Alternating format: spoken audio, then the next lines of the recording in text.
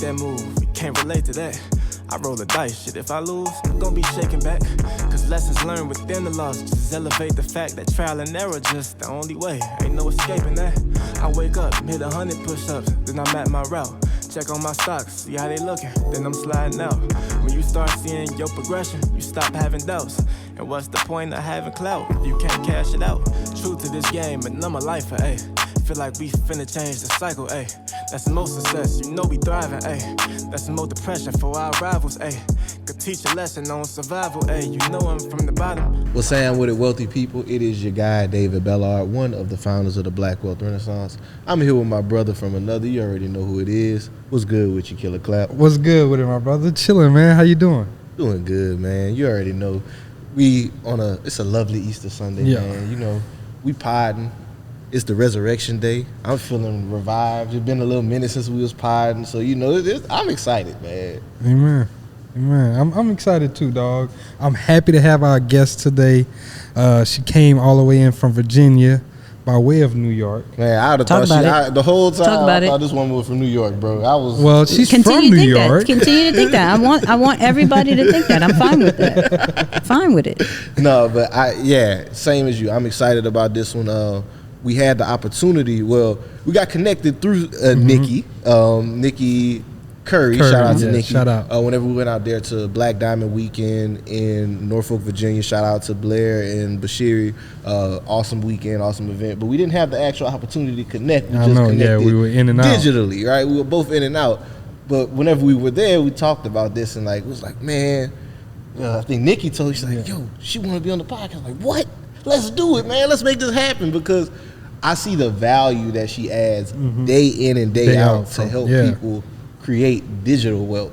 Yeah, because once I started looking into it, I was like, oh, damn, she was helping them. I was like, oh, yeah, she the truth. Yeah. So without further ado, y'all, we're going to get into introducing the guest on today's episode.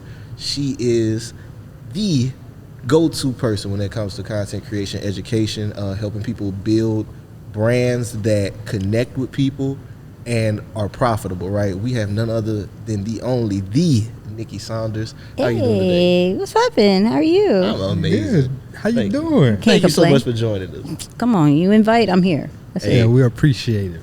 The pull-up was official. Absolutely. Well, look, let's get into it. So, for those people who don't know, of you or who you are, can you just give us a brief 5-minute intro? Real quick. Kid from Queens, right? Was in the Navy for about 9 years and was kind of lost afterwards to where I was trying to figure things out of what to do. And then I saw this screaming man on YouTube continue to yell at me. And so when I started to binge watch his content, I got into his community, started to add value. This screaming man is E.T. the hip hop preacher. I was like, it's only two screaming men. My bad. I was getting there. Eric Thomas, Dr. Eric Thomas. So I joined his community, ended up going to all his events, and they were like, you know what? After probably 2 to 3 years of serving, hey, you want to run our social media? Sure, why not? I'm addicted to it. Let's go. So grew his social media from 300K to now 2.2 million followers.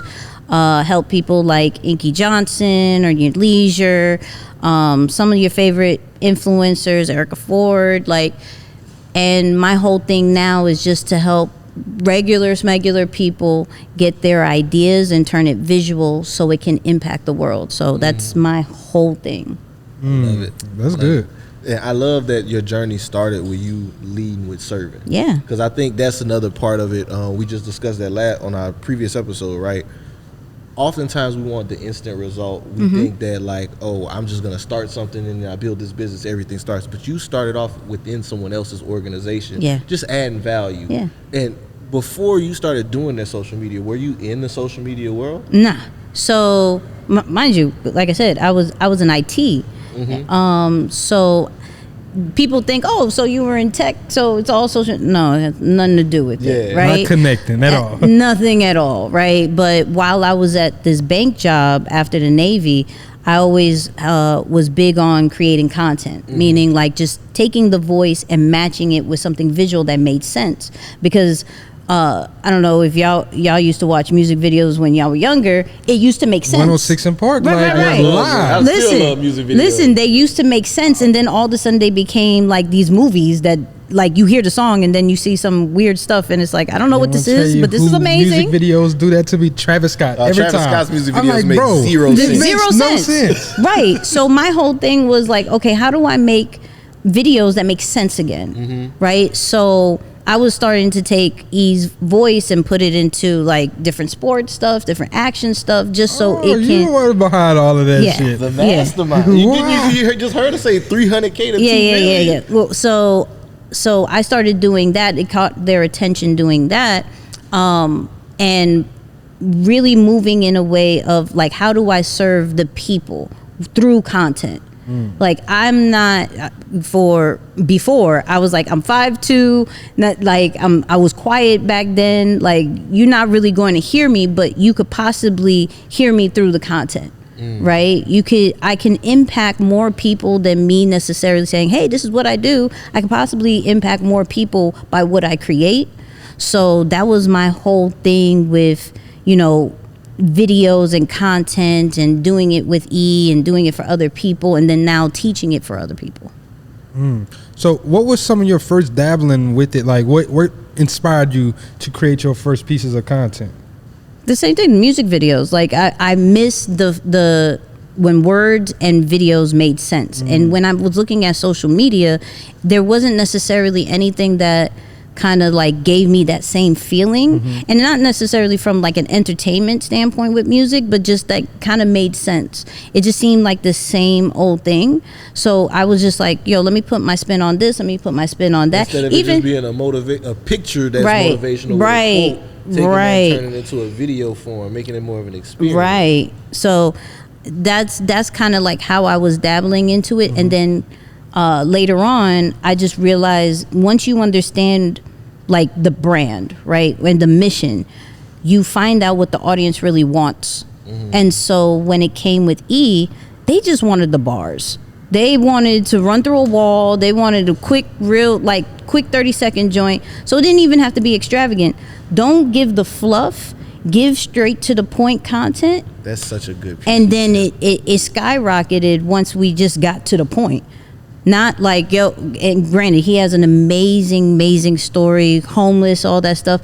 But it's 3:00 in the morning, I'm not caring about your story. Like, when I first jump on social media, I don't care your past. I care about what value you can give me right now. Come on. So I'm going to create the content that adds the value, and then later on you could watch some long form content to get to know me more. So that's kind of like how I formulate things of like, let's add value first, and then get them in our ecosystem for them to learn about other stuff later on. That's so good. And that's something that I learned earlier in our social media journey. It was like, whenever we first started doing video content, a lot of people, they were like, hey, yo, what's good? This your boy. Listen, guys, I don't know you yet. I don't know none of that. Yeah. Like you said, cut to the... Right. Let's go straight to the value. Right. What are you saying in the first 3 seconds that's going to get my attention, so that we can then start building that relationship? It's like levels to it, right? You can't... I'm not your boy yet. Right. I'm not. Like, you have to, like, I have to give you value at least 7 times for you to even take me serious. Like, you're gonna see it, right? Like, as far as my own personal brand, you're gonna see it. You're gonna be like, okay, she gave out a cool tool, right? You're gonna see it again. All right, let me save this. You be giving out that gas too. I ain't gonna lie. I'd have used a few of them tools. That's a fact. But we'll get into that. But then you're gonna keep seeing it, and you're gonna be, all right, let me try it, because I keep seeing it over and over. Let me try it, and then you realize it actually works. Oh no, I'm hooked. So if you leave with that, if you continuously see me over and over again, and then you try it, what do you think? I'm gonna watch everything now. I'm gonna actually do what you need. Oh, you actually came out with an event, a book. I'm gonna buy it now because you've done so much for me. I want that feeling when I work with people. Like, you've done so much for me. It doesn't matter what you drop. It doesn't even matter the pay. Like, I'm going to be a part of it because you've led with service and value first. I don't feel being sold to. Like, shout out to the people who literally just go on social media to sell. There's nothing wrong with that. But if you don't know the art of selling without selling, you're doing it all the way wrong. Let's talk about that. Yeah, we gotta get into it. The art of selling without selling. We can't just leave it at that. Let's talk about it. So think about it like this, right?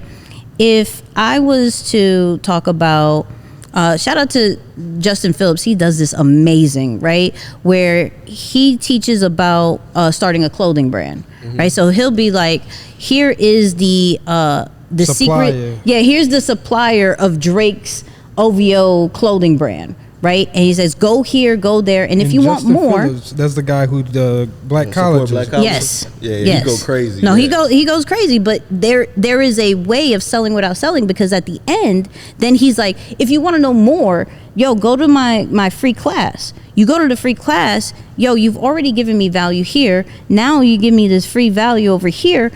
If you're saying there's more, I'm paying, right? So he doesn't have to lead with, hey, I have this webinar, it's going to be $7.99, whatever, right? He goes, I'm going to give you this for free. I'm going to give you this for free. And then I'm probably going to sign you up for a course, to then a mentorship, and then you're hooked. You spend so many hours on my page. You spend so many hours on my webinar. Boom. It doesn't matter after that. So if you can lead where they completely trust you, that you are, there's no doubt in the mind that you are actually going to take them to the next level, whether it's in motivation, education, entertainment. If you take them to the next level just in a free standpoint, what can you do in a paid standpoint? What can you do with your events? What can you do with your book? What could you do? I'm paying it. So that's why it's always important from a content standpoint to always consistently give that out, because you're building the trust of people to then for them to be like, oh, I got to pay you back somehow, some way. There's people, even probably from your audience, that doesn't even know if they need this at this moment. I'm gonna buy it right now. I'll eventually need it later. That's kind of the loyalty that you are trying to create, that fear of missing out, because you've done so much that it's like, oh, okay, I got it. Oh, they dropped merch, cool. Okay, they dropped this, I'm done, because of the body of work that you have within just your social media pages. So there's an art of selling without selling, and that's always by leading with service. I love it. And this is such an important conversation right now, because like in this time we're seeing a shift in consumer behavior. The creator economy is a real thing. Like at first it used to be a joke, influencers going around doing all these vlogs, whatever. Oh, you got YouTube money, that's it. Now this is a whole sector. If you ask industry kids what they would like to do whenever they grow up now, it has become a TikToker, YouTuber, some type of form of content creator. And it's projected that this industry, I think like in the next 10 years, be $100 billion industry. I believe that. So I'm looking at it like what you're teaching right now is the perfect time to get this information to people, because the everyday creator, now it's almost like there's equity in it, right? Social media kind of broke the gatekeeping on the ability to market onto the masses. Now you can create your own economy within this by doing what you were just educating on, right? Building a brand and selling with service. Like so I just wanted to like talk about that part of it, right? With the outlook for this industry now, what do you say, like if somebody that's just getting started out, how would they take their first step into getting into this? First, come up with a consistent schedule that you can do. Now, consistency doesn't necessarily mean like every single day. It means what you can commit to your audience.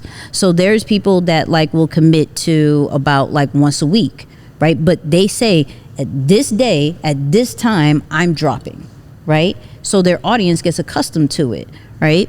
Whether you do 3 times, some people can do every single day. When you're starting, figure out what is your consistency schedule. After that, worry about getting the momentum of just creating, right? Because what we're going to be thinking is we're going to be overthinking yo, is this going to be good enough? Is this all right? You know, do I have the right captions? Is it Spend going to 2 write hours 3 on seconds? one. This is gonna be a hit. Right. That's the worst. But think about 12 it. likes. Those pieces of content that you overthink for 2 hours, they're always an L.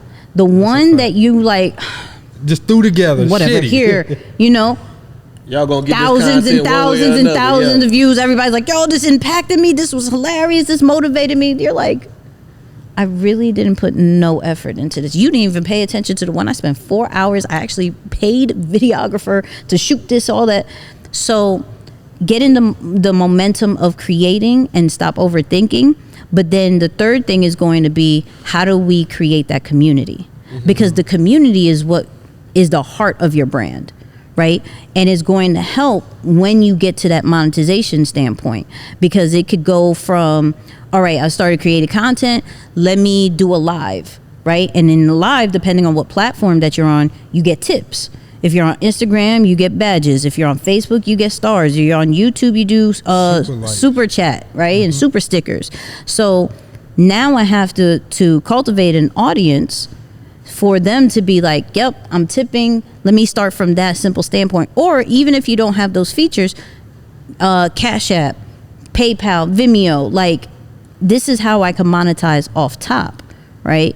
Then I'm gonna get into a point where now I'm creating content that's more of a series wise, whether it is a YouTube channel, whether it's a podcast and things like that. So I can think about sponsorships. I can think about AdSense. I can think about even leveraging my own brand and my own products and putting it in there, right? So now I'm getting different streams of revenue just from my series. Then later down the road, if I get that community and I put them in one central location, I could charge for that, right? So now I have a membership situation. Some people do it from a Patreon standpoint. Other people do it from like a Mighty Networks, a Circle SO, a Kajabi, right? Discord. Like, you now are starting to monetize where people would love to be in a central location, right? Then you're thinking about events. Then you're thinking about merch. Then you're thinking about partnerships, right? These are all the different things to where down the line we look at a Mr. Beast where, you know what? I feel like opening up a burger spot, Mr. Beast Burger, and my community is going to come out and support it because they've done it for so long. Nope, now we're going to do more merch. Now we're going to go here, right? The opportunities for creators is endless because it starts with content, but it can really grow to be a whole business empire.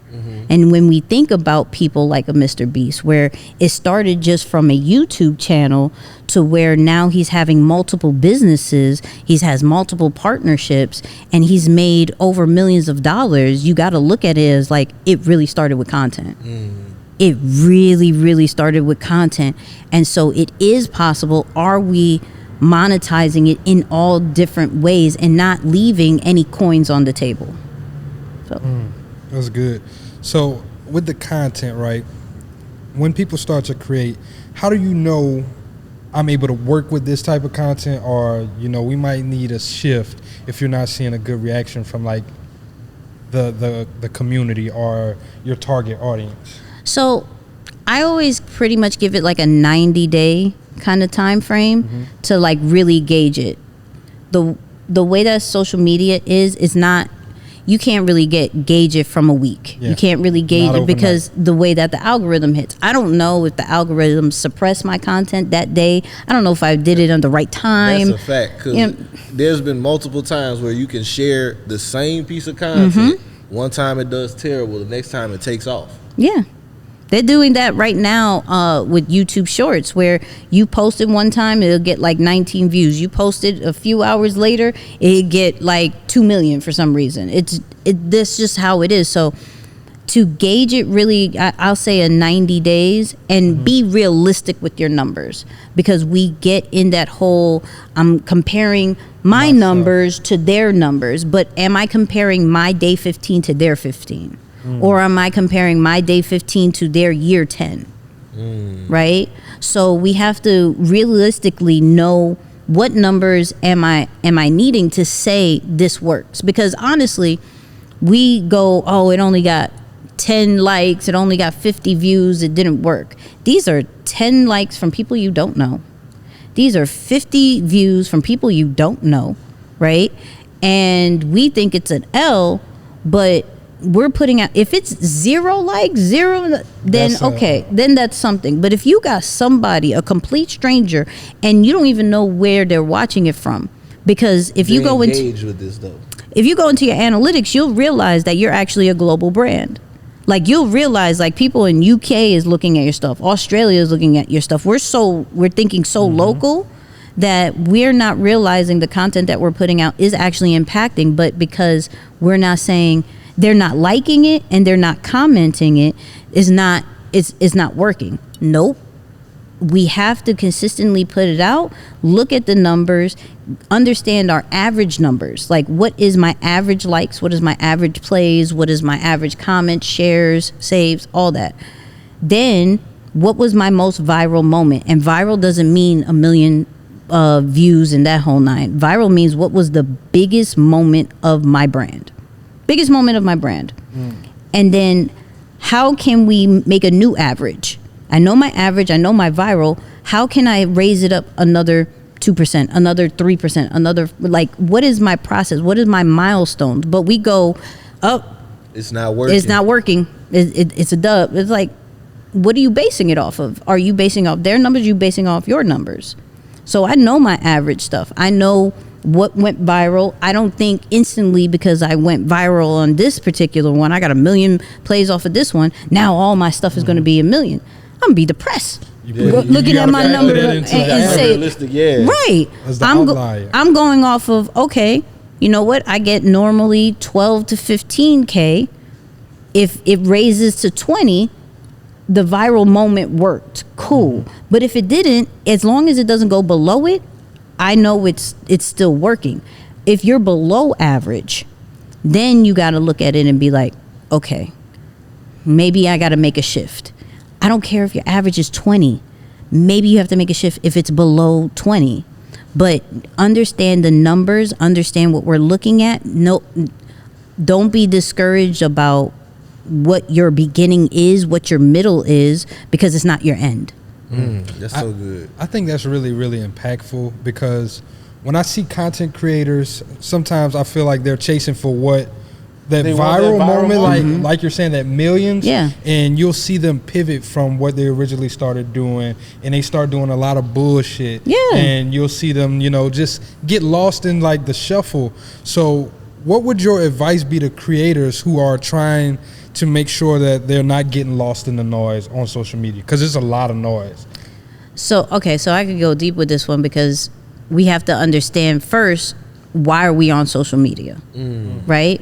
So it normally goes off of, do we know who we are? If we don't know who we are as a person and as a brand of what we're producing, we should not be on social media, because we're going to get influenced on. Now I'm doing all these dances, I have no idea what I'm doing, right? I'm doing all these different trends, but because of the numbers, they're working. But as an identity, who are you, right? Who are you and why are you on social media? Who are you serving? Right? Who is your audience? What is the problem that you are solving from a motivational, entertainment, and educational standpoint? Who are you serving, and what problem do you solve? Once you understand that, then it is a matter of tuning out things, getting inspiration. There's nothing wrong with inspiration. I like this particular way they did this. I like this. But how do I put my own spin? Because we are all uniquely made. None of us is made as a copy. So meaning our brands aren't made as a copy, but we get so influenced that we start becoming copies. And we're like, yo, this is what's working. No, you're not allowing what you were meant to do to work. So yeah, you could get easily influenced by numbers and by what other people are doing, but you have to, that's why I say, understand who you are and what your brand is. And then solely focus on, how do I stay in this lane that was only solely meant for me, and this audience that was solely meant for me to speak to, and not get in the whole, I got to talk to millions of people. No, your audience is going to make sure you speak to those millions of people if you speak to them correctly. but it's your stuff isn't working because you haven't even spoken to your audience correctly. So if you only having, let's say you go live and you only have 5 people on, and you've been doing this for months and months, and it's like, yo, I only have 5 people. You're only ready for 5 people, right? You are only ready to 5 people. There's still something, whether it is you knowing who you are, whether it's your back end systems, whether it's how you deliver certain things, that you're not ready for 6. You need to learn how to serve 5. And once you do that, they're going to make sure you spread it out to 6, 7, 10, 15 more people. But the audience that you have right now, you're ready for them right now, and you have to understand how to serve them in order to grow. I just love this perspective on it right here. That's good. Because it's so many times we just get lost in those vanity metrics. We want to be number one in the likes and all this other stuff. It's like, no, let's get to the nitty gritty here. Yeah. And like, I was thinking of an example as you were talking about this. I got Andre Haynes, friend of the show. If y'all don't know him, NACA guy, right? Yep. He got the house with NACA. For his brand, he was doing kind of the same thing, right? You're trying to talk about 5 different things, but everybody knows you for this one thing. This one thing, Everybody wants to come to you for this information. This is where you're making the most impact.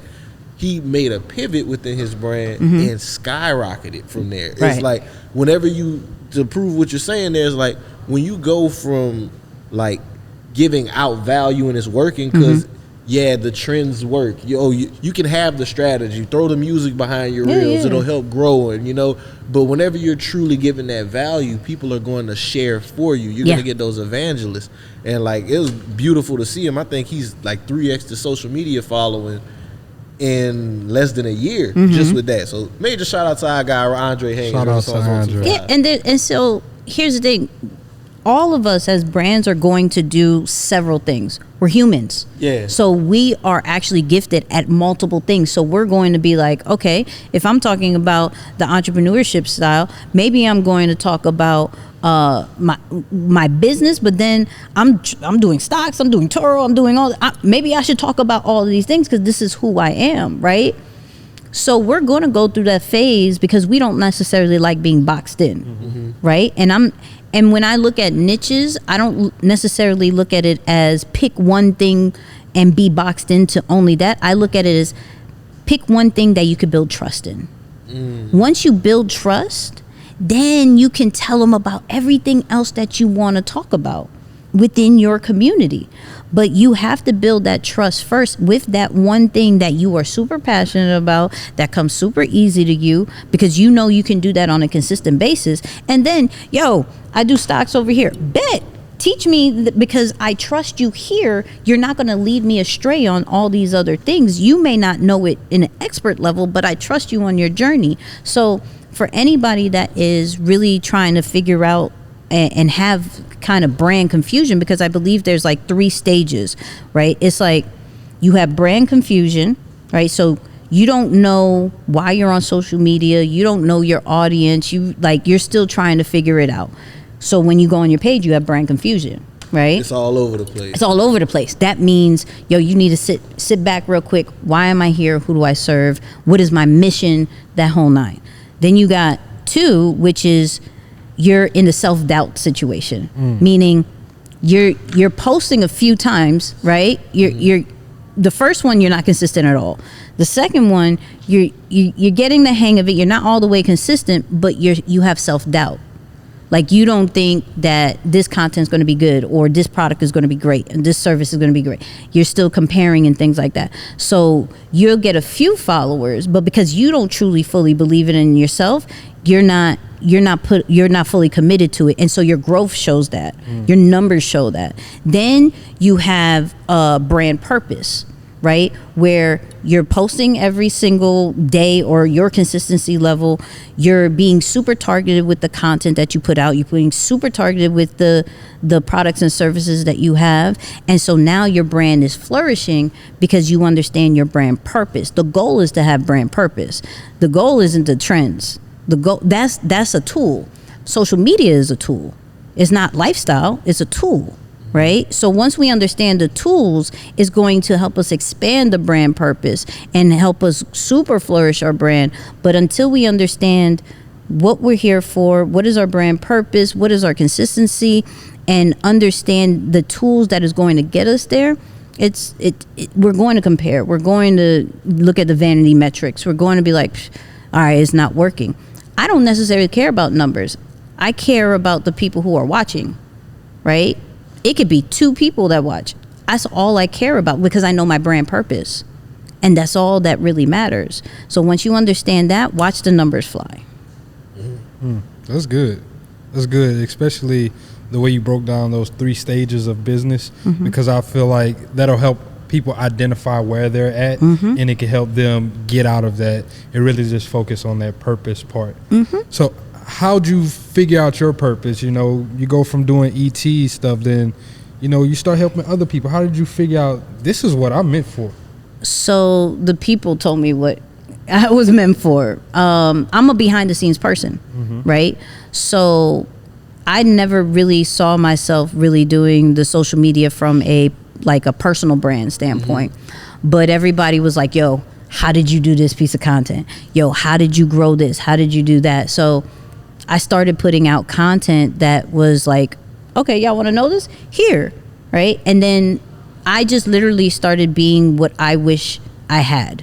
Meaning, I wish there was one location that would tell me all the tips and tricks and the strategy of how to do it. So I became what I needed, what I wish I had. Feeling that need. Right. Love it. And then I also understood the market of, yo, everybody's charging, right? Like at a certain point, you're going to like, okay, come to my mastermind, come to this. And there's no knock on that. I have no problem with that, right? But I was more on y'all just learned that on YouTube. Like, it literally came out yesterday. I saw the update on YouTube. They talked about how to do a podcast list. Okay, you just learned that. Now you're charging for it? Nah, here you go. Let me tell you. There's no expertise behind that. You're just regurgitating information. Exactly. So it's more on, I wanted to just because it wasn't about charging for the tools and the resources. It was about charging for the access, right? You can get all this information. You could get all these tools, and I wanted to be that source, right? And once I started doing that, and the people said, yo, give me more. This is actually working, to where I'm realizing, like, the shares that I was getting to the people, because it's about the quality of people that you get. It's not about the amount of people. Before everybody started buying a blue check, when certain blue checks, we're gonna talk about that. Yeah, too. we can talk about it. When certain blue checks were like, yo, I love you, and I'm like, yo, I used to watch you as a kid. What are you talking about? Right? But mind you, this is when I still had like 5K, 10K followers, stuff like that. And the people that were coming in, I was like, okay, we're going to stay right here. We're not going to go anywhere else. We're just going to continue to over deliver. And it started to blow up because I just kept seeing the quality of people and focus on that more than anything of following and things. And I'm a big relationship person. So I don't mind collabing with certain people. I don't mind helping out certain people. Hey, how did you do this? Yo, jump on the phone with me. Yo, I'm telling so-and-so about you. I'm telling so-and-so about you. That's not a problem. So like I said, I let the people just direct me of what works, what doesn't. And I've tried multiple things, but now I'm realizing in this season, AI, social media updates. You're not going to see me go too much further outside of that realm, because that's where the people need me. Now, when you're in the community, we could talk about podcasting. We could talk about any other things that I want to talk about. You're not spreading your brand too thin, and you're keeping your trust high in these realms for the people that are. Because I look at social media a lot of times, and I kind of want to get into this stuff with you, like the funnel aspect of it, right? Social media is top of funnel. Absolutely. Times than not. You have those people that rock with you. They're your returning users. They always in the comment section. They know you. Yeah. But a lot of times there are people that they're not going to always see your posts. Right. So it's like a useful tool to get out there to as many people. So it's not good to put yourself out there in 12 different ways. Because I don't trust a barber who tell me they can do my taxes. Like, you my barber, you gonna do my taxes, you could cut my grass. Yeah. Like, yo, wait a minute, brother. Doing a little bit You too got much now. you got too much dip Yeah. on your chip. Yeah. Like, whenever you position yourself in these two arenas, people can then get to know you and then learn to trust you in this. And like, oh, well, it's who I'm thinking of, Neil deGrasse Tyson, right? Yep. Neil deGrasse Tyson, he's an astrophysicist. Yep. That's what he made his name in.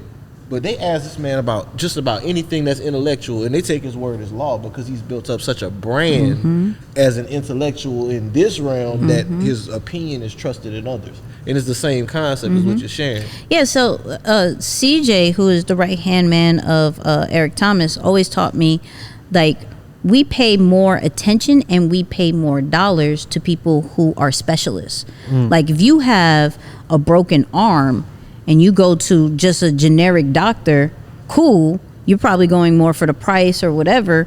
But if you go for somebody who specifically is to fix your arm, you are going to pay, especially if you are in pain, you're going to pay whatever dollars and you're going to listen to whatever they say. It's the same thing on social media. If you become the specialist of that particular market, that particular niche, they're going to listen to whatever you have to say. It could be a little bit outside of your realm, but they're still going to listen to whatever you have to say, and they're going to pay top dollars because you are particularly that niche. If you are just in the, let's say, fitness world, right, when there is 17 million people that are trying to help you lose weight, right? But if there is a specific trainer that talks to mothers that had just given birth 2 months ago and is trying to lose the belly fat, right? Oh, You about to make I'm speaking different languages and everything like that He towards go that, crazy on the ads. right? Boom. What do you think they do? Please take this money because I am trying to lose this weight, and because I've tried here, I've tried there, it doesn't work. But you're specifically talking to me. That's why it's so important to understand your audience, because if you understand those key words, right? Like, I understand from I speak to a lot of introverts, right? So I understand, you're overthinking. You don't even like being in front of the camera. You're feeling like this is an extrovert world because you have to always do video, when honestly, it's an introvert world because it's just you and the camera. It's nobody else in the room, right? Now when they're like, oh my God, you're speaking exactly to me, right? So you have to know those key words, and the only way you know how to do that is if you know specifically that one thing that you do and who it's for. Once you get that, you could sell water to a whale with specific words, and they're like, yes, I'm going to buy this water. I'm going to buy it because they said so, and it's going to give me such confidence. And you're like, what? What are you talking about? No, you don't understand. They're like, I really don't. I need this water. Right, you need this water. But here's another thing. It's not for them, right? So you're not going to reach everybody. You're only going to reach specific people because you're specifically, if I went all in my New York bag, I'm specifically only talking to New Yorkers. Y'all may not understand it. You start right? pulling out some of the lingo, I'll be like, Right. Y'all may not understand it, but the New Yorkers are going to be like, facts with that. Yep. I understand what she's talking about. Bet. Right? When you understand the language and the lingo of your audience in the niche that you're in, you have them in the palm of your hand. And it doesn't matter if you have millions of followers. These people in the palm of your hand can literally pay for your mortgage, for your whole lifestyle, for your whole family's lifestyle, and can build your brand into a more global situation. So it's so key to go into like those keywords, those trigger words, and understanding that audience and just figuring out that niche. Like, I don't look at it as being boxed in. It's literally, I'm building trust so I can get you inside of my world. You know what? I love sneakers. And I'll get you inside of my sneaker world once you're inside of my community. Outside of that, you just need to see them. That's it. Just need to see them. Once you're inside, Nikki, what's your favorite one? The threes, this, that, and then you'll get to know more about me. But people think, oh, I need to tell them all about me now. We don't care about you. at all. That value first. I always equate it to dating as well. Like social media is just like dating. You don't come off trying to get a girl or a guy and like, hey, you know, when I was 3, I used to pee in the bed. Like, whoa. Like that's TMI. Nobody wants to know that. but golly, no. But even in that sense, I definitely look at it more as a relationship, especially from a converting standpoint. Because like if you put up content, and let's say you do one value piece of content, they're like, oh, okay. You're like, all right, you want to get married now? What the F? No. Hold on. No. I just met you. I just met you. All right, no doubt, right? Let's go for another date. Add value. All right, you ready to get married? No. Like, know me. Know my middle name. Hello, right? So from a sales and converting standpoint, that's how you have to look at it. Like, how often do I have to nurture and treat these people to then convert them? But also look at it from a friendship standpoint when you're talking about your audience. If I call you every single day, you're going to get used to it, right? The second I don't call you, you're going to be like, hold up. Weird. You good? You all right? And you may check them on me. Yo, you good? Yeah, I'm all right. And then the second day I don't call, the third, but then I pop up again. Your momentum for me is a little bit gone. Mm-hmm. So you look at it in the social media standpoint, I'm showing up every single day and then I disappear. You're like, yo, you all right? You good? And then if I'm gone for a little bit and I come back, you're looking at other brands. You're looking at other content. You're looking at, so I'm always now, yo, I'm going to be in your face every single day, right? You may not need me every single day, but I'm going to be in your face I'm going to be there every single day, just so you know I'm the reliable friend. I'm the one that you're like, if anything goes wrong, I know Nicky is going to show up and always be here, because I treat social media, the social part, as a friend, because we're building relationships. We not necessarily meet these people ever in real life, but this is a friendship. This is a relationship. So I'm not trying to be inconsistent. I'm not trying to create digital abandonment in your life. That's good. Digital abandonment. I'm telling you, people have abandonment issues. That's real.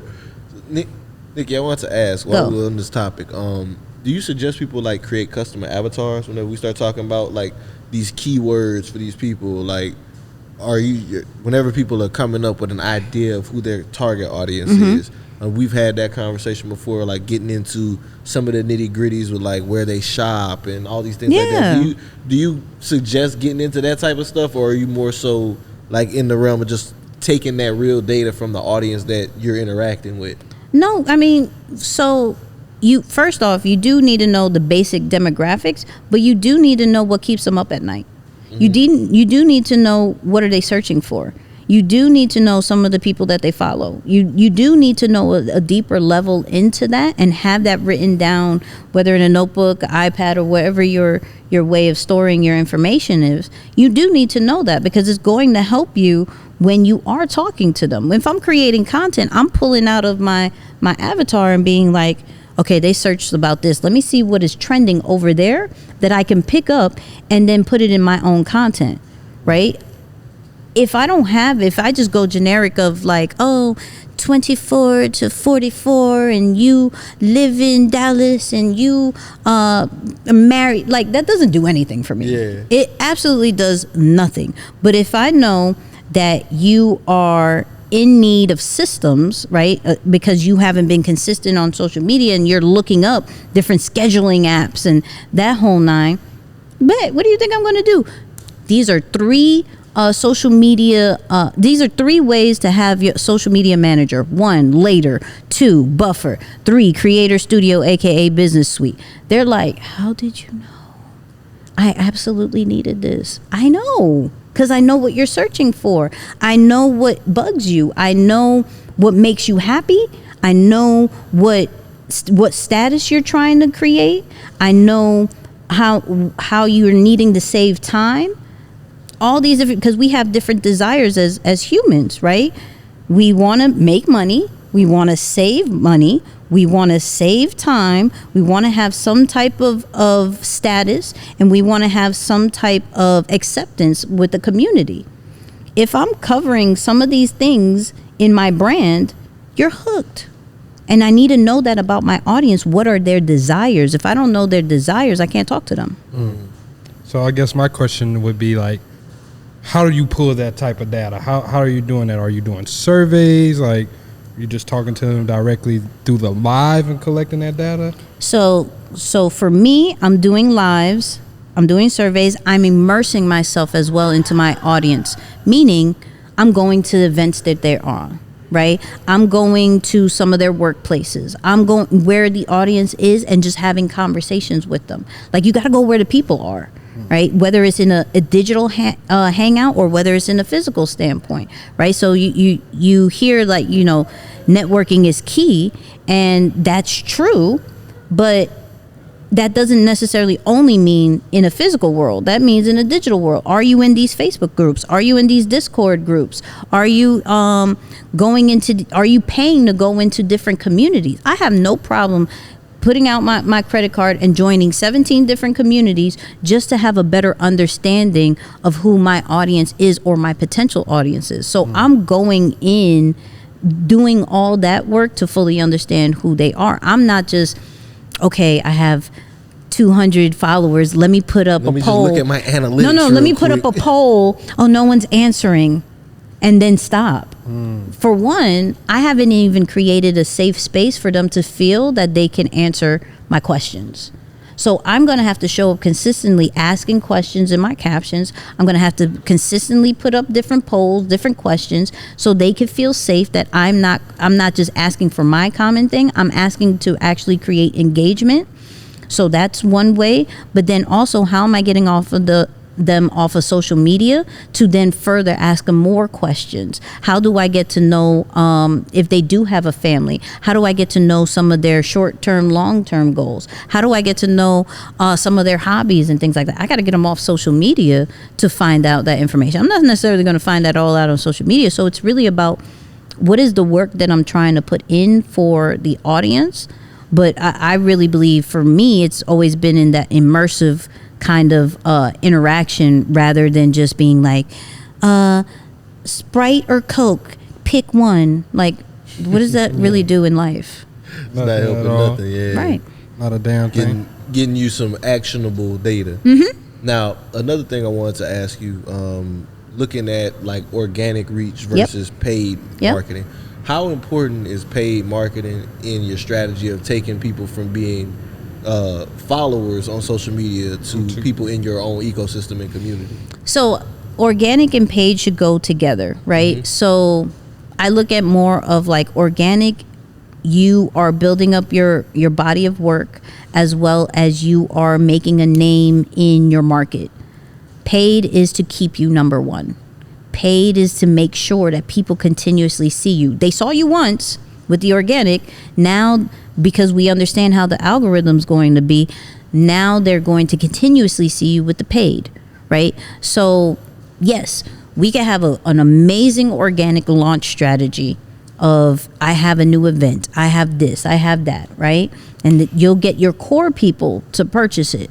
But you still have a warm audience that they're going to have to consistently see that. Now, you don't want to flood your page all the time with what you want to convert with. So this is where the paid ads are going to do that for you. So where you continuously keep your page just a more of a value situation, and you allow the paid ads to do the converting and always be in front of your face. Like I said, the body of work, the value is in the free, right? And to keep you in front of their face and to keep you number one and top of mind is going to be the paid. So it works out. You need both. You can't not do organic because organic is trash lately. You cannot not do that. And you can't just do paid because it's going to get expensive to get these followers at a point.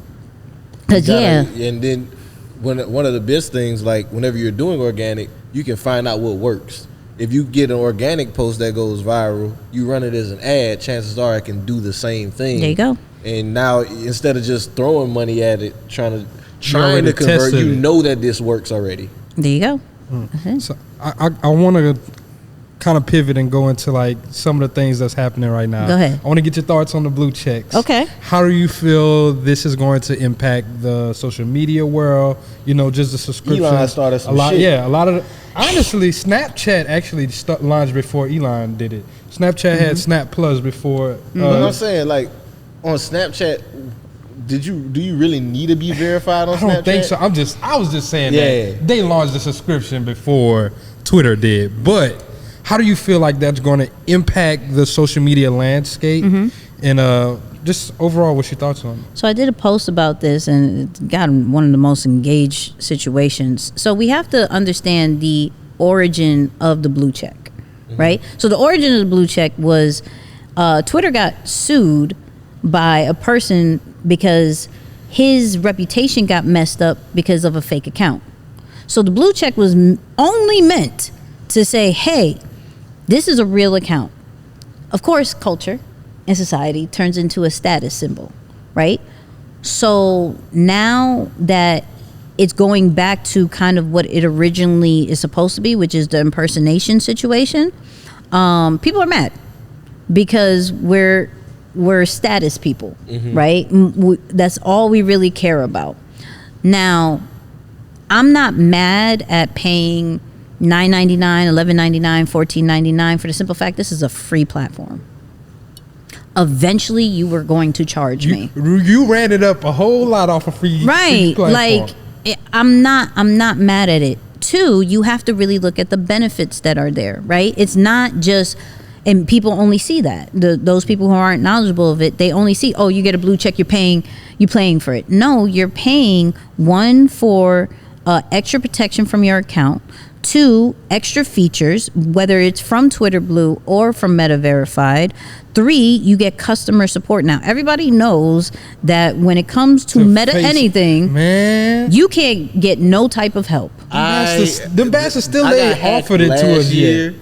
Really? I got hacked last year, and our Facebook account has been down since. That alone made me pay the $14.99 just so I could talk to somebody about it. Yep. So you have to look at, okay, yes, this is $14.99, but what exactly is it going to offer me, right? I think with Twitter Blue, you were allowed to do longer form videos, right? Where before, I think it was only like 90 seconds or whatever. Now you could do longer. With People are uploading the whole movies on Twitter. Yes. That's Yes. nuts. Yes. Now, like I said, it was one of the most engaging posts on my page because people are so mixed and so embedded with, this is a status thing. Oh, you're making blue checks not important. It was never supposed to be important. It was supposed to be It's a tool. security measure. It was, yes, that's all it was supposed to do. You're wanting to feel validated. You are wanting to feel important. You want to feel accepted. That's a you problem. You feel me? Like, oh, I worked so hard. And shout out to those people who paid 20, 30K for a blue check. That's nuts to me.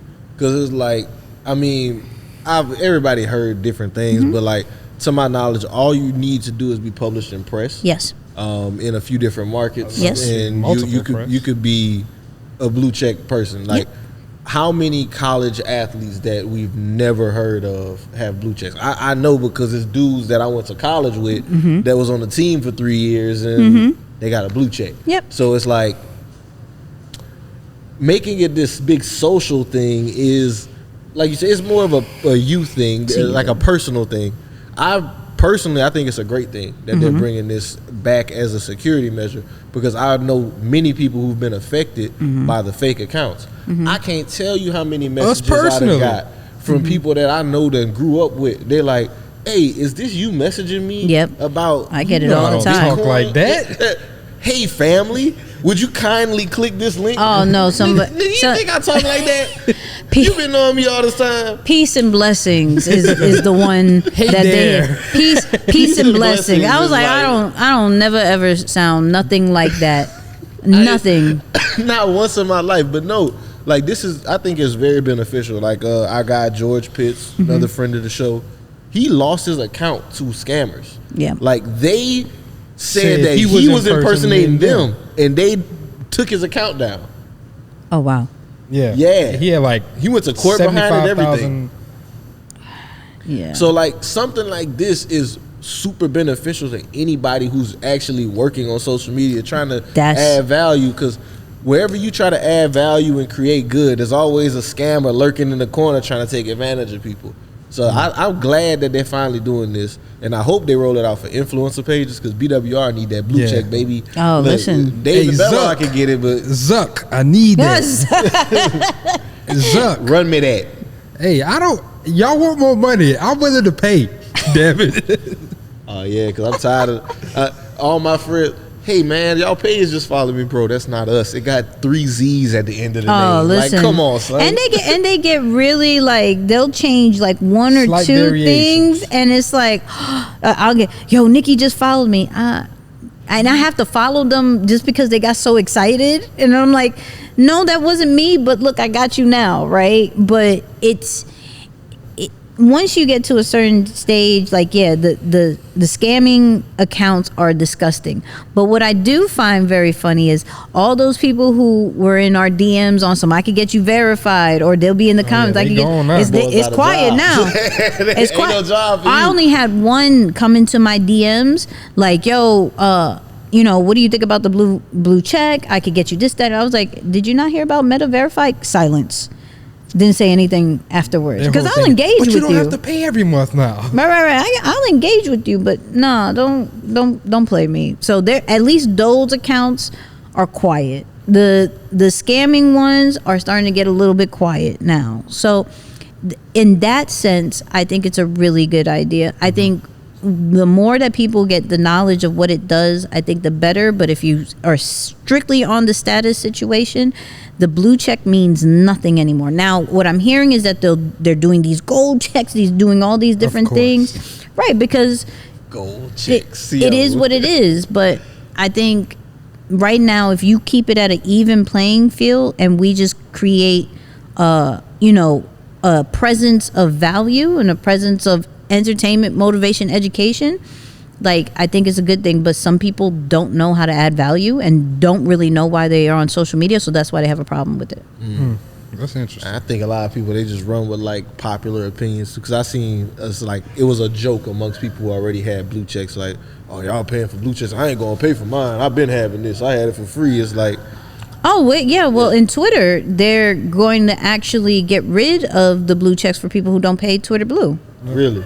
Yeah. So Instagram's not gonna do that? 'Cause I Not seen, yet. Like, LeBron talking So about no, LeBron you have said to- he ain't about to pay that fine. So no, you have to pay attention that whatever Elon does, shortly after, everybody else comes It's about. funny how that works. As you say that, I never paid attention to it, because whenever he does it, it's unpopular. Oh, absolutely. But after that initial wave, and now But it's not I just can hop in. Yeah, too. it's not just Elon. It's Meta is very slow at things, and they steal everything. That's That's a no, fact. They stole the fuck out of stories from Snapchat. they steal everything, or you borrow whatever you want to call Copy. it. If you Yeah. can't beat them, copy them. No, that's a fact. Zuck literally said that. That's wild. That's a fact. So they're going, because if we think about Twitter Blue, remember when Twitter Blue first came out, everybody bought it. That wasn't like, because there was no ID scan or anything like that. So there were fake accounts with blue checks that was pretending to be LeBron James, pretending to be Eli Lilly. yeah, Eli Lilly lost a lot of money behind that. absolutely. It's funny because the thing you said earlier, the reason why the blue check came about, and then once Twitter Blue came, you faced with the same situation. Right, but Elon was in a phase of, how do I make more revenue for Twitter? Right? And so it did, but he didn't really think it through. So now Meta looked at that like, I see where you went wrong. I'm going to let Elon or whoever other platform, I'm going to let them do it first. I'm going to see their mistakes. And now, okay, we're going to charge this. We're going to actually charge it more, but also you need to scan your ID. I need to make sure this is you. And so now they're doing different things differently than Twitter Blue, because they saw their mistakes. That's all Meta does. I'll stand back. I see what your feature is. I see what you'll do, and I'll try to make it better. They don't. I see you got some hype bubbling up over there. Let me just go ahead and I get ain't that. gonna lie, big the only dog. person that they really can't fuck with is TikTok, dog. And that's what I want to Yeah, pivot. but the ban situation, I don't think they really need to. Yeah, I was just about to say that. That's do what I want to go into. so, yeah. what you thinking about Yeah. that? Do you think the government is actually going to ban TikTok? I don't know if they are. I think it's, at this point, I think it's lame. for me because it's just, I get it. Like, okay, China has all our information. Who doesn't have all our information at this point? We got all their information. Right. Like, so. What I did find was interesting, and I didn't verify it, but Okay. they did say that like Facebook and Instagram is banned over there in China. Is it? And I can look it up right Yeah, now. Yeah, I'll I'm verify not that. aware of that either, but I don't, like, to me, I see the whole argument, like TikTok, the version they give us is different than the version they give themselves. They're harvesting data, but from a purely social, organic reach standpoint, what TikTok can do for brands is amazing. Oh, it is. It is. But at the same time, I don't necessarily blame TikTok. I blame the U.S. version of TikTok because even the person who did TikTok, he did an interview. He's like, "Yo, how does your kids deal with TikTok?" Oh no, our kids the are man not. who made it, he's like, they can't get on our that. kids are not on that. Like they're not allowed till a certain age. Now the U.S. is just more lenient to it, and so now they're trying to fix things. That's how I look at it. If they ban it, they ban it. I don't necessarily put too much power towards any social media channel because the whole focus is to build in, to build out. So you're supposed to build your audience on these free platforms or blue check platforms, whatever, to build off of it. If you are so mad or, oh my God, TikTok's about to get banned, and a lot of creators are like that right now. There's people who've had built over 500K followers and up that are panicking because TikTok is in this whole, oh my God, we're about to get banned. But are you cross promoting? Are you getting those people off that platform? Yes, because if it doesn't get banned, praise God, you can continue to do what you're doing. But if it does get banned, now Vine died. That is facts. Died. Okay. Mine was like the hottest thing ever for like a year and a half. Died, and there were influencers that were making a lot of bank. Super Cent is probably the most successful from Vine that I remember. And so if they didn't understand how to cross promote and get them off, they were hurting for a while, right? And then they understood, okay, I need to build Instagram, I need to do this. But what creators need to do instantly, build in to build out. Even if it is a platform that's paying very well. We're seeing it with Instagram. Instagram is not paying Reels bonuses no more.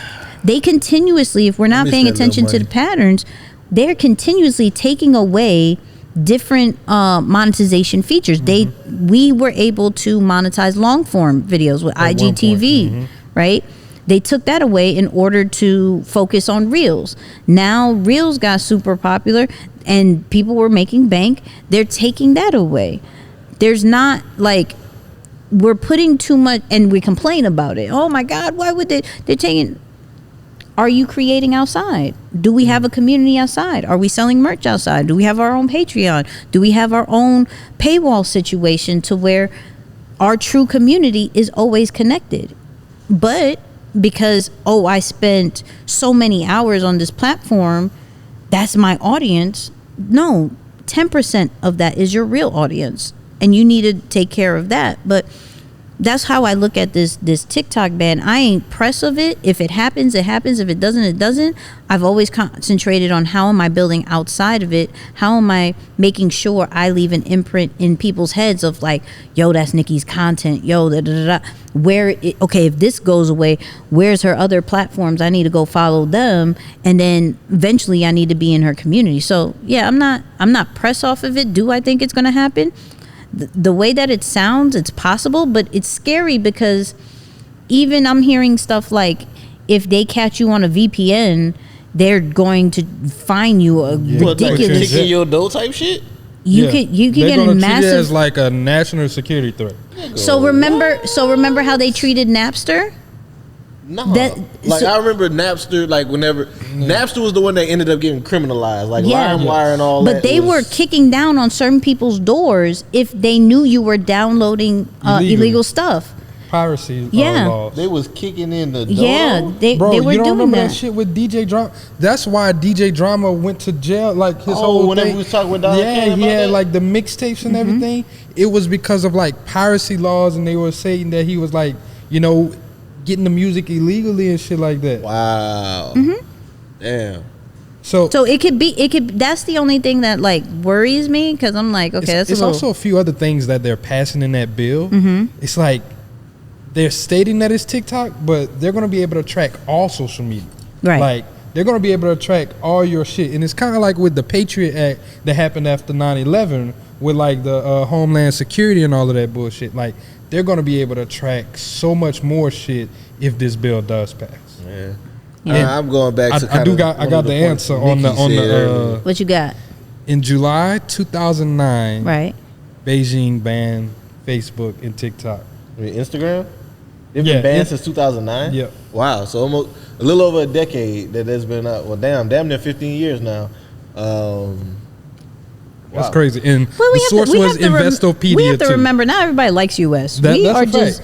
We're just short. they We got- have short people syndrome. Like we think we are the biggest and Yeah, baddest our and shit don't everything. Like stink. yeah, right. But like, there's a whole world, and not everybody likes us, and that's perfectly fine. Yeah, I was about to say that's okay. That's perfectly fine. Bricks. Hell yeah. But yeah, what you were going with? No, damn. It was related to this TikTok shit. No, this is just a channel. Like all, what you were saying in that all of these different things, they're just a channel at the Yeah. end of the day. And it's a great channel for organic reach, but if they take it away, that shouldn't be the end all be all of your No. brand. We weren't even on TikTok until like beginning of last Yeah, year. heavy And it last was just like seeing it's like, yeah, I see the benefits here, but if you take this away, it's not like it's going to take my brand away. It's not going to take away what we're doing here. Because, like you said at the beginning, it's always about that community. Like, what are Brand you purpose. actually providing to these people? Because, trust, if you giving them something worth having, they're going to find you. Absolutely. If that platform go away, they looking for that name somewhere. They're going to type it in on Google. They're going to type it in on every other platform because they're looking for you. And we have to remember that people are on multiple platforms. Like there's not people who are just on TikTok. Like we may not be super active, but we're on majority of the social media platforms, right? So if one goes away, we're just shifting. That's all we're going to do. We're going to find you. Damn, my top, and this is why it's always important to stay top of mind. Yo, what were my top people that I always followed? Let me go follow them first. And then when they eventually see the other people that they followed that's on their platform too, cool, I'm going to follow them. But it's just a shifting situation. If it happens, cool. If it doesn't, I promise you I'm not pressed. Not pressed. Okay. Another thing that I kind of want to get into is the actual business side of it, right? Yep. Like, whenever people hear content, they think, oh, I got to have a team. I need someone that's posting this. I got to get someone to edit it. How do you simplify content creation for people? Content creation is a reflection of you, right? So it has to start with you. And meaning, I don't believe in instantly giving away your brand as far as to a social media manager, to a content creator, or anything like that off top, because you don't even know what the vision is. So I'm not saying create content and create the brand for multiple months or anything like that. Get in a pattern where you did it yourself in the beginning and then delegate, right? Some of us are not naturally creative. That's okay, because now we have certain tools that'll make us look fire, right? So like I love CapCut. I swear they need. That was one of the tools you put me on. I swear to God, they need to pay me. I was using InShot, and I was like, "Whoa, wait a minute! This CapCut pressure." Listen, CapCut has so many different templates to create short form content. It's super easy now. Like you don't even need to think. You just need to have video and pictures. I like this template. Here we go. Boom. And then it's created for you, right? You could do it from that simple standpoint, or you can do it from an editing of like, I get different transitions. I get the stop motion, that whole night. It does everything for you. So I love CapCut. There's things like that. There's things like InShot. There's things like Photo Leap that can now, anything that you type, it can actually turn into an AI image. right from your phone, right? Like that Dali shit. With, Yeah, so like Dolly and Midjourney, I'm gonna get definitely, I'm gonna get into the AI stuff, but not Midjourney. See, now you got me into AI. Photo Leap can do that while adding some text, adding some filters, that whole nine. You can, if you need a social media manager, you have a Business Suite if you're working on Instagram and Facebook. You have Later, you have Buffer, you have Sprout Social. So those could be your social media managers. So there's different tools, especially from a budget standpoint, but especially just you getting in a system-wise, because it's not about having people, it's about having a system, right? And then with AI happening, it's not about, can I have a whole media team? It's really, how do I create a workflow that allows my idea to now go out there, right? So where we talk about CapCut, but from an AI standpoint, I can go into Get Munch. I can go into Video AI, which is VIDYO. I can get into Flicky, these are all websites that I take long form videos. You could take your podcast and it chops it up into the short form videos. So how is Munch? I've heard of, we've actually used Video AI. Yeah. I hate the word Munch because of Ice Spice, dog. Don't be a hater, man. It's not that I hate it. It's just like I think of the song every time I hear it. I do too. Don't worry about it. I do too. It's okay. You thought I was Philly, you say? You thought I was Philly? I feel like Joe Budden right now. No, but those are very helpful tools to definitely get your.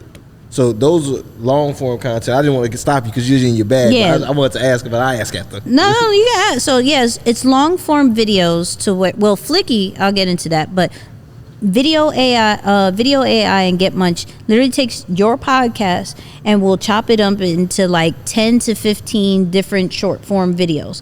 Now they can go vertical, they could go square, they can stay horizontal, but with Get Munch, it goes through based off the keywords, right? So whatever is trending on YouTube, it'll show you the competition and it'll clip it from that particular point. Yes. Oh, and you can edit it still from a timeline standpoint of, I didn't necessarily like this part. I felt like you missed it. You could expand it, shorten it, however you want to go to. And they also have the closed captions. They have now a new style to where you can have the captions right on it that makes it look like Alex Hormozy's kind of vibe. And so they now have that. Flicky, now you can take a tweet or a text and it can turn it into a video. It can find the right videos and things like that. Yeah, so these AI tools getting crazy. So that's from a video standpoint. Midjourney is going to always be my favorite one from a graphic standpoint. You literally say frog in a cup and it creates this HD kind of vibe, frog in a cup, and people are using it for thumbnails, people are using it for flyers, people are using it for merch.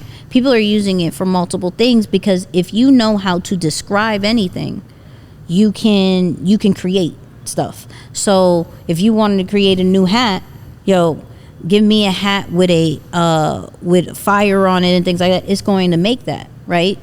From of course, ChatGPT is like the GOAT of everything right now because not and it only just went mobile. Really? They got a mobile app now? Mm-hmm. So with that, you can get your content plan. If you literally say, act as a content strategist, this is my niche, this is my audience, and I need to create a content plan for Instagram, it's going to tell you exactly what to do. And not necessarily exactly what to do, but it gives you a really strong foundation. Then you take those ideas, hey, give me a 30-second video script in my tone, right? So you describe your tone. I'm funny, informative, New York kind of swag, boom, boom, and it'll create a video script for that. Okay, now take that, turn it into a tweet thread. Boom, I'm gonna do that. Hey, I need to also create a newsletter. Boom, I can do that all in a matter of probably less than 5 minutes. Crazy. So this is what I'm saying is the team is important, but the system is more important. We got a lot more tools now than we did earlier. So eventually you could reduce the The team overhead. right into having certain key players who truly understand how to work at those things. Because like from a video editor standpoint, I'm still need that style, right? Because it's going Somebody to only who got pick the eye. right. But this could save time from where they normally have to look through the whole video to where now they have certain key That's points. some hot spots. Right, that now I can go focus on more time. I can produce even more or in a faster time rate because I'm not spending all the time going through it. From a creating the video, you don't have to necessarily think of new ideas. You could say, hey, give me 10 content ideas based off my niche and based off my audience. Boom. And then give me a script. Cool. I go on the camera right now. Blah, blah, blah, blah, blah, blah, blah. I'm done. Right. So it is with AI now, it is about the system that I'm creating. If I don't even necessarily like to, I don't want to be on video or anything like that, I could clone my voice on 11 Labs. So y'all probably Wait a you fucking could minute, nigga. you could clone your voice.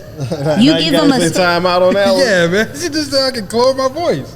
so you have you seen that post about Jay-Z Yeah, and the Jay-Z AI? rap. Right. So they're cloning people's voices. So it's not just from a celebrity standpoint. You can clone your voice, right? So here's the thing, Does right? it sound like robotic? Like No, I am have you David. heard them songs? No, No, I no. haven't. There's some that do. So there's some programs that do have that. Hi, I'm Nikki, and let me tell you Man, I 3 gotta play content these tips. songs, dog. Yeah, no, there are some like that, but 11 Labs is actually one of the best ones that it can clone your voice, and if you put like light music underneath it, you would never even know. really? I promise you, you wouldn't even know. That's crazy. Now here's the thing: you go to you type in whatever you want to type, clone your voice, right?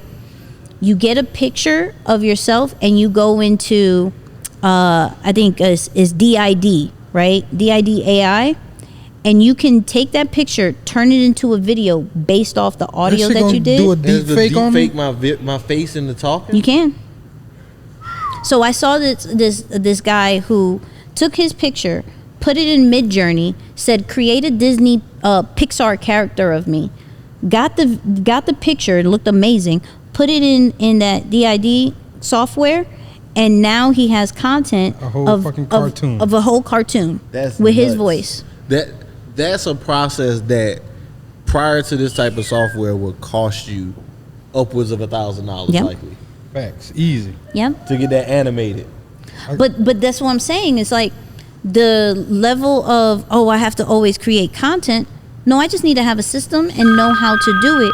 And with people being acceptive of AI content, it relieves some of the pressure of that I have to create all the time, that I have to be the one doing it. No, I can get AI to help me to do this while I'm now only maybe creating one time a week, where I have pictures, I have tweets, I have all these other things to be able to stay consistent on the rest of those other days. So I was saying, like, if you're not getting into AI from a content creation standpoint, you're actually like taking the long road for your brand. That's crazy. I gotta play this song for you now, man. Oh yeah, it's fire. This is him on Frank Ocean. I'm gonna say that's just Frank Ocean singing right here. This is No, that's Kanye. Kanye West.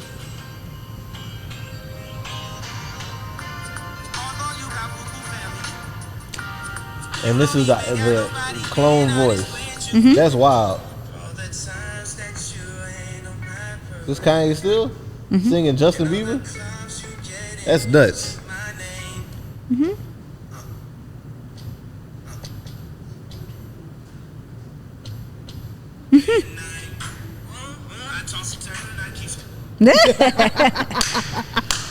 This is ridiculous. But that's why some people are very scared that, their jobs are going to be taken away, right? From producers. Now, I wouldn't say necessarily from artists, but from copywriters and things like that. content Copywriters creators, definitely, right? Yeah, hey, But- I feel like if you use it as an enhancement, though, once again, it should just cut your time to work in half. Because it's supposed to be, it's supposed to create the foundation. It's not supposed to be the replacement. But I do believe if you get in a place to where you are able to push the buttons, you're never going to be able to be replaced. We think about it from what happened with factory workers, right? A lot of people got laid off, but it was the people who knew how to press the buttons that stayed. So AI is now the new buttons we have to know how to press. That's all it really is. So yeah, I can, if I'm a copywriter, if I'm a graphic designer and everything like that, I could be in trouble if I stay at a certain mediocre level, right? Maybe those little Fiverr situations, those Upwork situations that I was doing before, I can't necessarily do. But now, if I understood how to elevate it with AI, I'm going to be irreplaceable. So it's about how do I take AI to, one, give me back my time, two, to make me irreplaceable. It's stuff. That's good. I do look at AI that way too. Like, it's an enhancer, Yeah. not like a replacement. I think that iRobot, AI taking over the world type thing, I think that's a negative frame of thinking that'll keep too many people out of actually taking advantage of using it for what it can be used for. It's like these tools, like video AI, saved me so much time whenever I first heard of it. It's like I would spend an hour and a half just watching the episode. Yep. Now I gotta clip it up, chop it up. It's like Make it look good. I get this done in half that time, and I got twice as many clips. That's just by implementing one system. You can do this across. You gave us what, like probably like 9 or 10 different things Probably you more can than that. use just in your business. And now is the time. It's the creator economy. Like the nature of consumers have changed. We don't buy based on commercials we see on TV anymore. We buy based on what we see on social media. Yes. We buy on the What's that? people And that we chicken trust. salad. And real people. Real That's people the that we thing. trust. It's real people. That's why influencers, and some people don't necessarily like that word, but influencers is really where people need to be within their market, because of that. We're not buying from ads anymore, right? We're buying from what our favorite brand, our favorite personal brand is doing. What are they wearing? What are they using? What is, like, I'm about to get a puppy, and I'm looking at some of my favorite people and like, okay, what do you use? All right, I'm gonna buy that. I'm gonna get that. Right? So we have to, one, realize that we are all influencers, point blank period. There's levels to it, right? But if we take our personal brand serious, if I take our brand serious, then we could be able to sell anything, and brands pay us for that, right? Like, once they see what kind of audience we have, and you can have about 5,000 followers, you can have 1,000 followers. If it's specific people, And you can still get paid. you can still get crazy amount of money, because I know, one, your engagement is crazy. Two, this is specifically who our target looking audience for. is. So the influencer game is really, really powerful. Hence why the kids I want to be a TikTok, I want to be a YouTuber, because they're seeing so many people that they love make so much money off of just showing up and saying, or tweeting, yo, this just came out. Pew! I'm buying it, right? So how do we become influencers within our own market, within our own niche, even within our own company? We still have 9 to 5 people, right? 9 to 5 people can be their own influencers if they took it serious. That's good.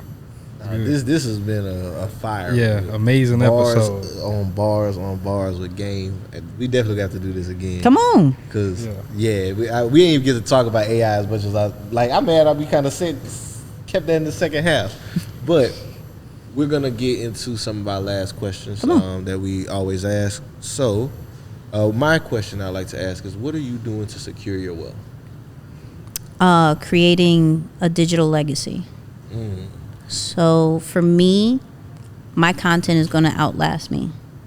And so what am I doing in these pieces of content, whether it is affiliate marketing, whether it is my own products, my own services, that when I'm not able to do anything, it's forever making me money, right? How am I really taking advantage of the creator economy when I'm sick, when I'm like, when I have to go somewhere, right? So my digital legacy with my content is what I'm doing to secure that. Like that. That's good. That's good. We goody? Okay. So some of my last questions is, first one, are you frugal or are you a flexer? So I'm frugal in public and a flexer in private. Okay. So I ain't never got that one yet. What's your explain that one what's to a me. private flex like? So there's certain, so like let's say there's certain things that I have in the crib that no one, like my closest people will know I have, but like the public will never see. Like I'm not one of those, I don't need social media validation for some of the things, but I'm a New Yorker, okay? So there's certain, and I'm an only child. So there's certain things, yep, I bought that, sure did. And I'll be proud of that. Those are my little milestone situations. But in public, I you know, there's certain things like I still got my Honda, and I'll drive my Honda all day, and I have no problem. I'm not going anywhere. I'm not buying anything different, right?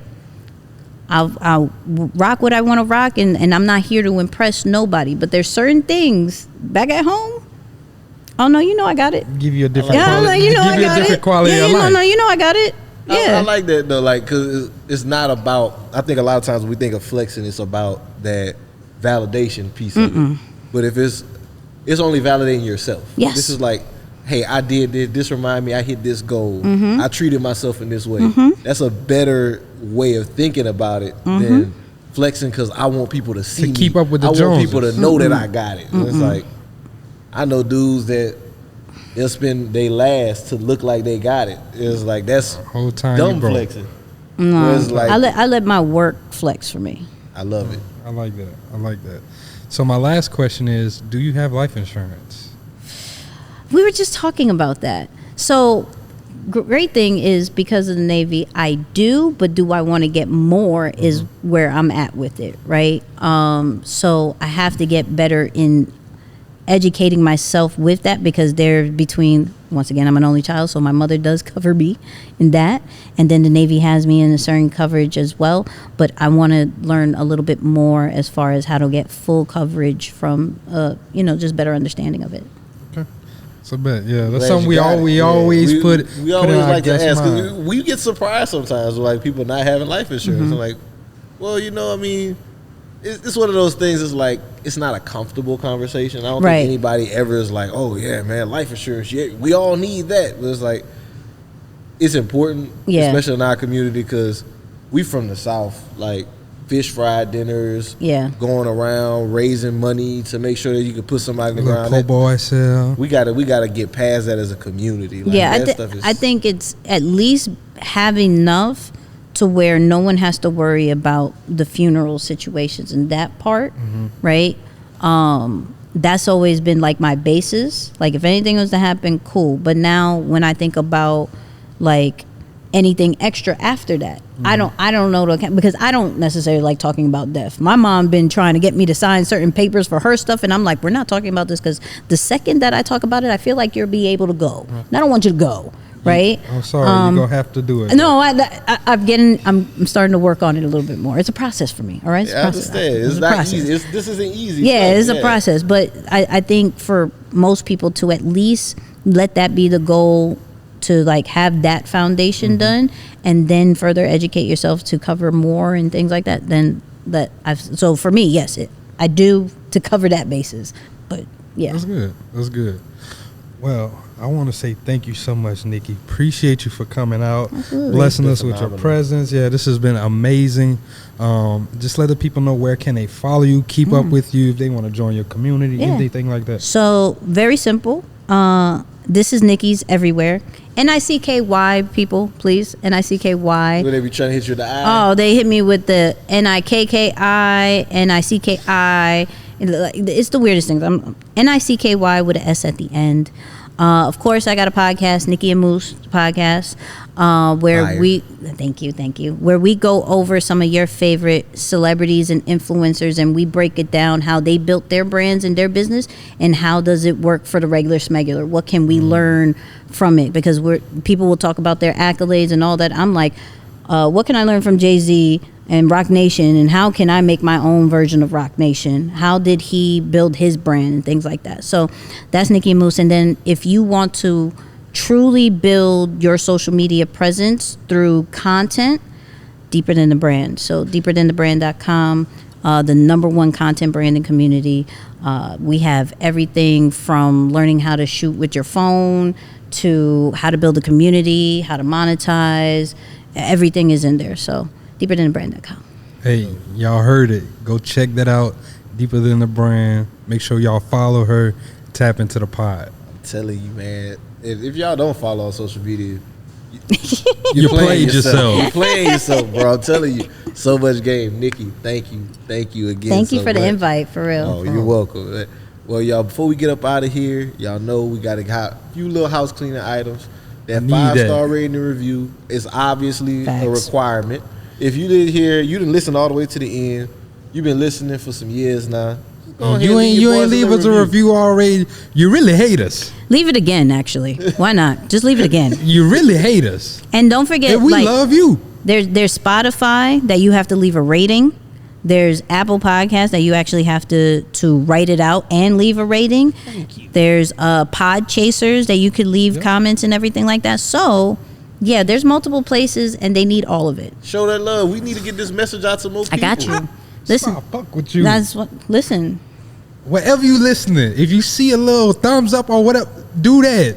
We need it. She got to be hyped. Sorry. Get it to more people. No, but that's true. I appreciate that, Nikki. We just want to continue to get this message out there to people. What we're about is uplifting the community through information and sharing the stories of dope people that have built amazing businesses and are doing great work in the community. So, like, that's what we're here for. We're going to continue to do that mission. And you got anything for Nah, them? man, I ain't got nothing else, my brother. Y'all maybe on the lookout for a pop-up. Stay tuned. More details coming soon. Make sure y'all go to bwr.media. You can join our email list. That way, you just get set up for everything. Yes, sir. Well, on that note, until the next time, this is Black Wealth Renaissance signing out. Peace.